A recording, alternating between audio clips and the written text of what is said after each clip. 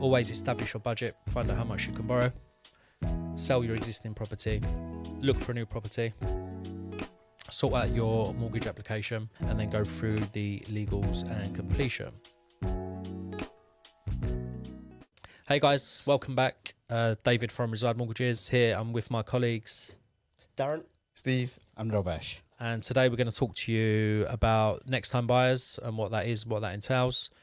We'll get straight in. Darren, I'll come to you. What is a next time buyer? What do I mean by that? sure. So a next time buyer, in a nutshell, is somebody who currently owns their property and is looking to buy another property. Now, a couple of categories. They might be looking to sell their existing property and buy another property, or they might be looking to keep their current residence and still buy another property, also known as an additional residence. Also, another term that gets thrown around is a home mover, which is kind of in essence is kind of the same thing. You are also classified as a next time buyer even if you've owned a property in the past and say you've gone into renting and you're looking to purchase again. So you are still a next time buyer. You're basically not a first time buyer anymore. Yep. Perfect. Nice and easy. Thanks, Darren. So again, the process with a next time buyer, we'll keep it to a 5-stage process. Always establish your budget, find out how much you can borrow, sell your existing property, look for a new property, sort out your mortgage application, and then go through the legals and completion. So Stephen, I'll come over to you in terms of the first stage, which we always say is establishing a budget. What can you say about that? Yeah, establishing a budget. So depending on, if you've got a property to sell, how much equity is in the property is going to give your deposit. So you can put your savings in as well, but the deposit's top of the list. How much deposit you have alongside how much you can borrow if you need to borrow is going to give you a new purchase budget on a new property. So again, looking at your income, your outgoings, and then Darren mentioned if you're not selling your property, if that property is costing you any money in the background, that's going to be factored in as well. So yeah, income against outgoings, term, etc. The standard stuff is going to be put towards your deposit to give you a new purchase price. Cool. And then obviously we've covered it off in the previous episode of first time buyers. What do you get to show your budget? Yeah, again, so an agreement in principle or a decision in principle is very handy to be able to show estate agents that you can borrow what we're saying you can borrow, and that your credit worthiness of that loan as well.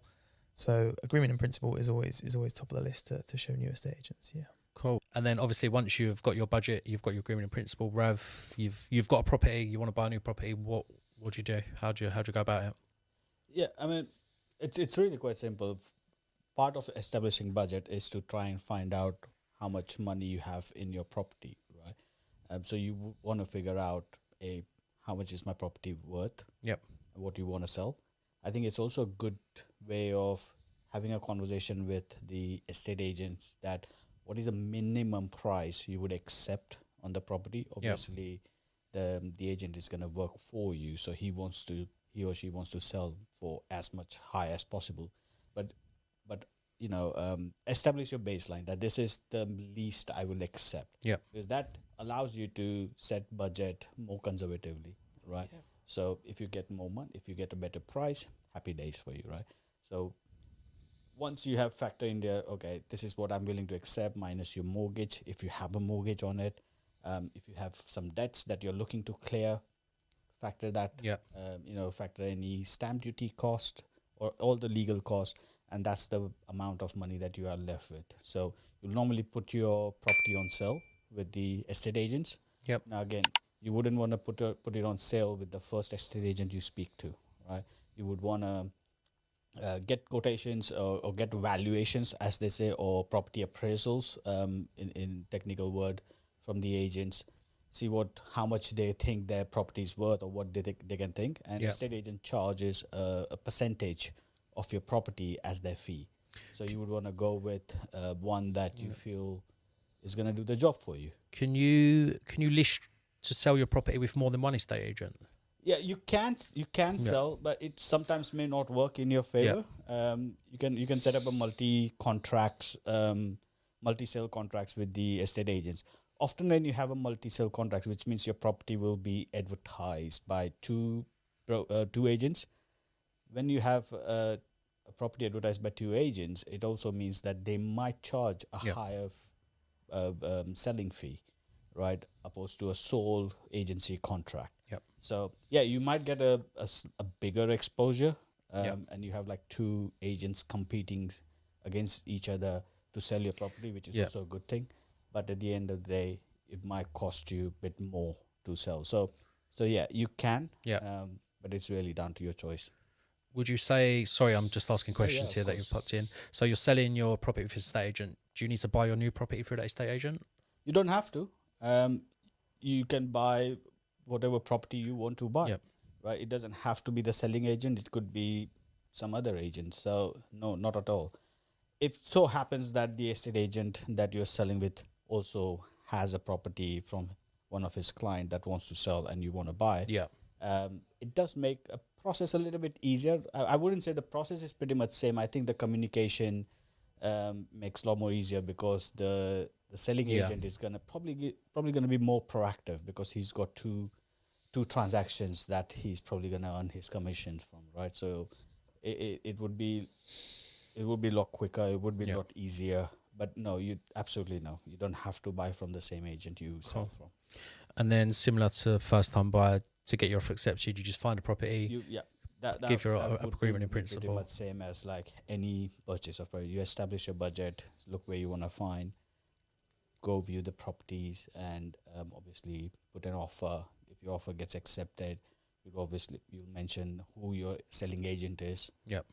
If you already have a buyer on your property, that also makes a big difference because it makes that you as a transactional ready. Yep. Otherwise, you might have an offer accepted on your onward purchase, but you still have to find a buyer because obviously until you sell your property, your deposit funds are kind of Yeah. locked in. So you'll have to wait until you find your buyer. Yeah, it's a lot of it where it's not in your hands, isn't it? You're waiting. If you Yeah. have an offer accepted, Therefore, you're just like still trying to getting sell a it. good estate agent is Yep. is really crucial. Often your local estate agents who specialize in your local area, Local knowledge, yeah. yeah, they would have a good knowledge. They would have a good database. So yeah, engage as many agents as you can, but choose the one that has good reputation, has good reviews. So that you'll have a better chance of success. Thanks, Rav. So obviously you've spoke to the estate agent, you've sold your property, you've got an offer accepted. Yep. What happens next, Steve? Okay, so much like any other house purchase, if you need to use a mortgage, utilize a mortgage, you're gonna get in touch with your broker again, and we're gonna go through the same process as any buyer does. We're gonna take a few more details about the property. We're going to trawl the market again, looking for the best deal to suit your situation, your needs, and we're going to go through the information with you as well before we send it over. Perfect. Thanks, Steve. One key thing that I think there's a bit of a difference between obviously a first-time buyer and a next-time buyer is you might have a mortgage already on the property that you're selling. What happens with that if you're tied into a 5-year fixed and you've got 3 years left? What happens then? Yeah, sure. So most fixed rates will tie you in with something called an early repayment charge. So if you repay that mortgage in full before that 5 years is up, you're going to be charged a fee. To avoid that fee, some lenders will allow you to port your mortgage, which just basically means you're going to take the amount that you've borrowed against the interest rate that you've got for the remaining term of the fixed period, for example, and you're going to put that towards a new property. So use a new property as security for that loan. Not all lenders will allow it. There's lots of different criteria in place from different lenders. It will be a whole new application in the sense that your income is going to be assessed, that you can still afford the loan, and if you need to borrow more, so you need to top up that mortgage, it's usually going to be on a new product as well. So those products can be specific porting products with some lenders, and you don't have pick of the market. You're just bound to the products on offer by that lender as well. So it could save you the charge, but in the long run, depending on what the new rate is, it could cost you a little bit of money. So again, talk to a broker to see what the best route to go down is. Perfect. Thanks, Steve, for that. Next, after you've got your mortgage, you've put your mortgage application in, and then I assume it's the same. You wait for your mortgage offer from the lender? Yeah, absolutely. So once you've once you're happy with the product that your broker's recommended, you're going to apply for the mortgage in much the same way. So it's going to be proving your income to the lender. They're going to complete a valuation on the property to confirm it's worth what you're paying, and the mortgage is going to go through underwriting as well. So underwriting, they're going to confirm who we are saying you are. They're going to confirm what we say you earn. And any questions they've got, again, they're going to come back to your broker, and we can just liaise with yourselves over that. All being well, there's no issues with it at all, and they're going to offer the mortgage at the interest rate that they've offered. Thanks, Dave. So obviously we've got your mortgage offer now. What happens next, Darren, in terms of legal side of things? So the mortgage offer is going to go to the conveyancer or the solicitor that you're using. They're going to make sure that everything's all okay. Just like as if you're purchasing for the first time, they're going to need to do things like local authority search. They want to raise some inquiries about the property that you're purchasing. The only difference now is that you have a property to sell. So they're going to be liaising with the people that are buying your property as well. Yeah. So essentially you're going to have two costs, one for selling, one for buying, and it's all going to be under one invoice. And of course, any questions that you do have, just like the first time you're buying, you can obviously discuss this with your solicitor. You're going to be involved in the chain now by default, because you are selling a property as well as buying a property. So the process might be slightly longer, just depending on how long the chain is, but all being good, should be within a good time frame. Yeah. Cool. And then once obviously the chain's complete and you've got your exchange date, what happens with completion? Is it normally simultaneous? It's all simultaneous. Yep. So once you've all exchanged contracts, it's almost like a domino effect. So it starts at the bottom and then it go all the way up until the final property at the top of the transaction has exchanged contracts, and obviously all the completion date all needs to be the same as well. Yeah. Which is usually typically a week after the initial exchange date, but it depends on the whole scenario and if everyone's happy across the whole chain. Yep. Cool. Perfect. So I'll just add, in terms of next time buyers, there's sort of a whole range of products that lenders offer for next time buyers. But then again, as Steve said, porting is quite important. So you'll have a specific porting product with your lender. In terms of costs, the costs are pretty much the same. I'd say you've got arrangement fees to pay, valuation fees, legal fees, moving costs, and stamp duty. Darren, do you want to, what sort of typically would be an arrangement fee, and how and when would that be paid? So arrangement fees is a fee that's on the mortgage.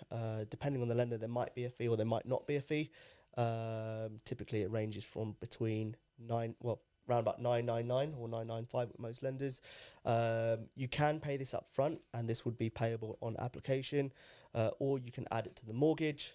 We typically advise to add it onto the mortgage, since you won't be liable if anything happens or anything collapses within the chain, and you don't want to be scrambling around for a refund. It just makes it a bit more smoother to add it to the mortgage.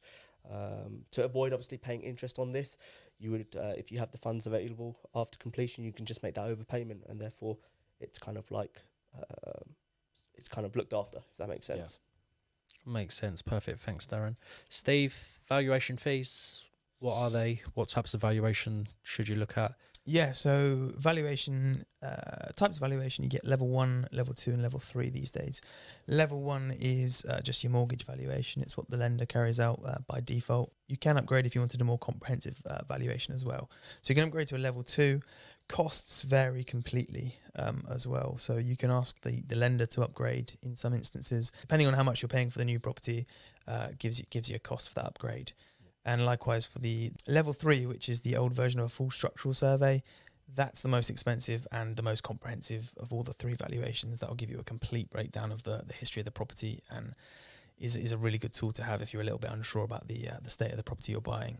But they're tiered. So a mortgage valuation level 1 is can be free with some lenders, usually costs a couple of £100 with a few of them. Level 2 again is going to cost you a few to £500 roughly, and then full structurals can be anywhere, £1,000 upwards. Cool. Yeah. And when are these typically paid? They're on application. On application. Yeah, so they're before the application. Well, once the application's passed the credit check, we'll need to take card details and pass those on to the lender. Perfect. Rav, do you want to just summarise the last cost, legal fees, moving fees, stamp duty? Yeah, I mean, the in terms of the last bit of cost, which is your moving fees or the legal fees, right? You obviously are selling a property and you're buying a property, so you'll incur two sets of legal costs: the cost of selling, the legal cost of selling a property, and the legal cost of buying a property. What you can do sometimes is you can hire a same solicitor firm to handle both your sale and purchase. It wouldn't be handled by the same solicitor per se. It would be another solicitor within the firm. It makes the communication a lot more easier if both solicitors are working for same firm, right? So you could handle, and sometimes they often tend to give you a discount if you are using a solicitor that's handling both sale and purchase together. So factor in the cost, which is your legal cost. Factor in the cost of selling the property. As I mentioned before, it's a percentage of a property value that you are selling for estate agents. So plus VAT. So you'll factor that kind of cost as well, right? Sometimes you might have to break a chain, right? Which means that in order to complete the purchase, you might have to move out of the property and rent for few weeks or months, or move into your parents for a few times if there's a space enough for you to do so. So factor in those kind of moving costs as well. So it's very important that you evaluate your budget when you first speak to the broker. The broker will actually go through the details of your selling and buying and what exactly money you're going to be left with. Yeah. So it's very crucial that that first step has been done correctly to the much possible extent, so that if there are unexpected cost that crops up later in the process, you have still budgeted for that kind of money. I think it's always good to make sure there's a buffer there, isn't there? Absolutely. Just for these, there's always this unexpected cost. Yep. Cool. And then obviously stamp duty as well. You're gonna Yeah. you're not gonna benefit from that first time buyer discount, are you, on your next purchase? Yeah, I mean, to be honest, like now the stamp duty isn't geared much towards that, because now it's a single property stamp duty, or if it's an additional property stamp duty. First time buyers do get a relief, but obviously since you are already a homeowner and you're selling and buying, so you'll have a different rate of stamp duty. But if you own a property other than the one that you're selling, there would be an additional rate of stamp duty. So again, a good information around getting good information around what sort of your stamp duty would be key. Yeah. Your solicitors would be determining what your stamp duty cost would be. But again, there are many stamp duty calculators on government website as well, where you can use and you can work out what level of money you need to keep aside. I think what you said earlier was quite good, actually, about when you're selling the property, not all of your equity will go to the deposit. You'll always leave that in there to cover the cost as well. Indeed. With the little buffer. So it doesn't necessarily come out of your savings or your pocket per se. It will come out of the money from the sale of your house. Absolutely. Cool, perfect. I think that's the process pretty much covered there. I mean, what would you, if we was to say your top tip or takeaway from today, Darren, what would you say your top tip for a next time buyer is? I would say establishing a budget and try your best to stick to it. The reason for that is there might be some ad hoc items that, say for example, you just moved in and your boiler breaks down. You don't really want to be out of pocket for that. You want to have something that sort of covers for those sort of unexpected costs. I'd say, definitely have a buffer, a budget ready. Steve? I got two small ones. The first being do your sums on your equity, etc., deposits, costs. But also it's pretty stressful buying and selling at the same time. So just be aware that there's going to be a lot of work to do, a lot of back and forth, and maybe a little bit of stress to be expected as well. Yeah. I would echo that to much extent, because when you're selling and buying at the same time, there are so many variables you're going to have to juggle with, right? You're going to have to deal with your selling solicitor. You have to deal with your onward purchase solicitor. You're dealing with your selling agent. If you're not buying from same agent, then you're buying with another agent. So you have like another agent to deal with. So choose the key players very, very wisely. Yeah. Right? Get a broker that fights you on your behalf, right? Get a solicitor that really is proactive. Get an estate agent who's really proactive in chasing and actually fights your corner. So using those third parties that are involved in the process can reduce your stress to a great deal. Yeah, no, I'd echo that. I think choosing the broker estate agencies is key. Just as Steve said, it's very stressful. You want to take the stress from you and just put it onto the people that are working for you. And everything comes at a cost, right? So Apart from Reside, we don't charge no fees. yeah, but other than that, everything does come at a cost. So Yeah. just bear that cost in mind, but also like Steve used to say before, cheaper is not always good. So Yeah. here the quality of service really plays a crucial role. Sometimes it can be reassuring to sort of spend money to get the service that you need. Absolutely. Cool, perfect. Thanks, guys. I'm going to wrap that up now. Anyone got anything else to add to that? I think that was pretty good. Cool. Thanks, guys. Again, you know where we are, www.residemortgages.com.